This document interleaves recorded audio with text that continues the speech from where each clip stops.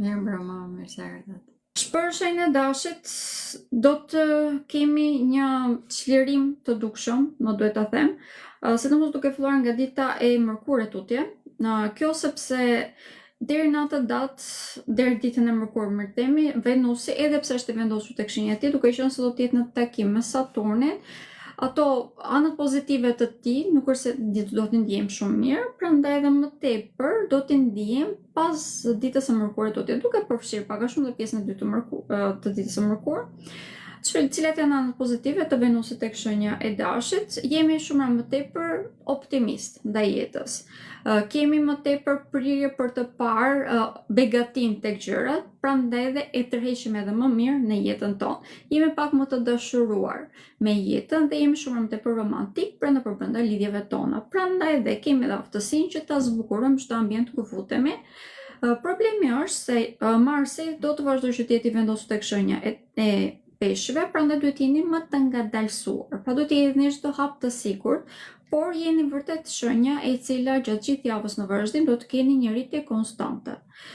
Problemet që mund të keni pasur gjatë gjithë kësaj periudhe, sidomos me shëndetin, një javë në vazhdim vërtet që ta keni shumë herë më të thjeshtë edhe për të gjetur zgjidhje, madje mund t'i kaloni pak a shumë në përkëmbë, domethënë. Një ndër ditët që në lidhje me shëndetin mund të bëhet pak e lodhshme, por shumë pak, është dita e shtunë.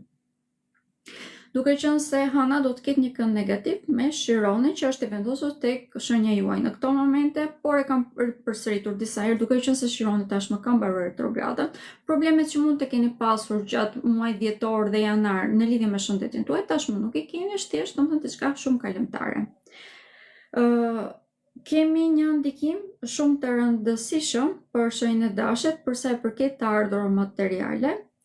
Kjo do të jetë aktive pothuajse gjatë gjithë javës në vazhdim, sepse kemi një rritje vërtet shumë të madhe në begati, siç e thash, nga që shikojmë gjërat që janë shumë më të begata, arrim që t'i perceptojmë në se cilat janë ato, i tërheqim shumë më mirë në jetën tonë. Kemi edhe një aftësi vërtet shumë të madhe në këto momente që të punojmë pa rreshtur, sepse kemi pasur një periudhë shumë të gjatë ku kemi, le të themi, nuk kemi ditur se ku të hidhim hapet, tani jemi më të qartë në jetën tonë, prandaj dhe hedhim hapat më të sigurt, sidomos duke filluar nga data 12 mars, pra ditën e njëjtë, duke qenë se dhe Jupiteri do të marrë retrogradën, kjo do të përkthehet në një begati vërtet shumë të madhe brenda shtëpisë, banesës. Madje kjo lloj begati mund thotë edhe begati emocionale ose bukuri emocionale, nëse e shpreh siç duhet. Pra domethënë që marrëdhëniet familjare fillojnë të zbukurohen. Kemi një harmoni vërtet shumë të madhe brenda shtëpive dhe banesave. E njëjta gjë është, ose më themi edhe në mënyrë të anasjellt, edhe tek karriera dhe si rrjedhoj, duke qenë se ndihemi më mirë, më të vlerësuar. Kjo do të thotë që mund ta përkthejmë këtë lloj ndjesie prapë, mund në një sukses më të madh në karrierë dhe si rrjedhoj të kemi edhe të ardhur materiale shumë më të mira dhe të kemi një përparim vërtet shumë të madh në përgjithësi në jetën tonë.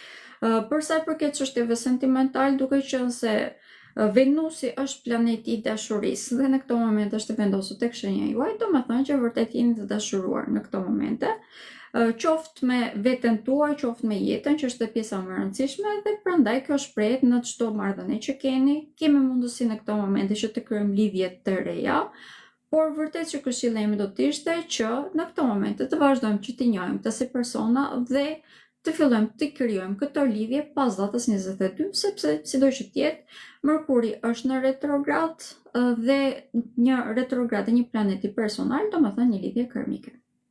Faleminderit edhe një herë dhe shihemi përsëri. Pafshim. Natën.